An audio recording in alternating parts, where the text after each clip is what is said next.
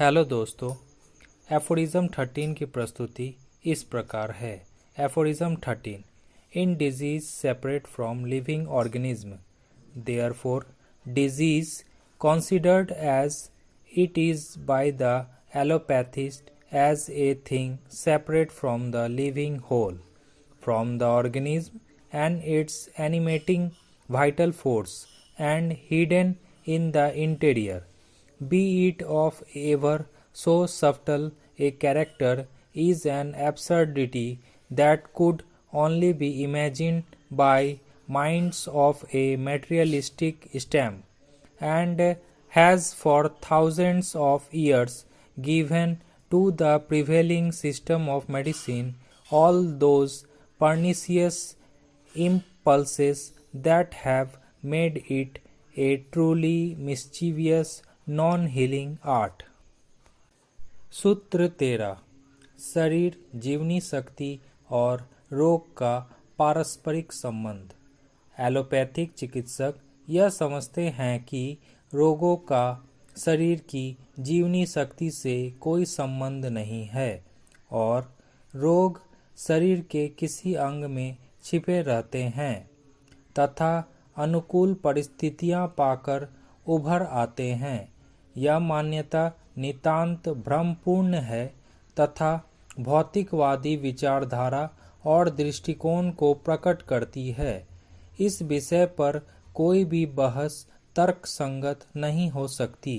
वस्तुतः भौतिकवादी मान्यताओं पर आधारित एलोपैथिक चिकित्सा प्रणाली ने ऐसे विचारों और मान्यताओं की स्थापना कर दी है जिसके कारण यह चिकित्सा पद्धति मनुष्य के लिए बहुत हानिकारक सिद्ध हो रही है।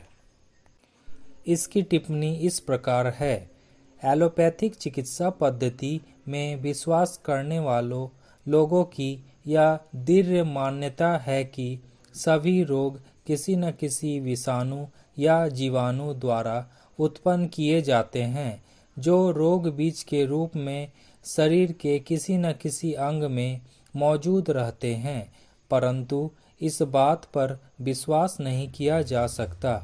कुछ रोग जीवाणु और कीटाणु द्वारा उत्पन्न हो सकते हैं, परंतु यह कहना मूर्खता होगी कि सभी रोगों के मूल कारण कीटाणु होते हैं।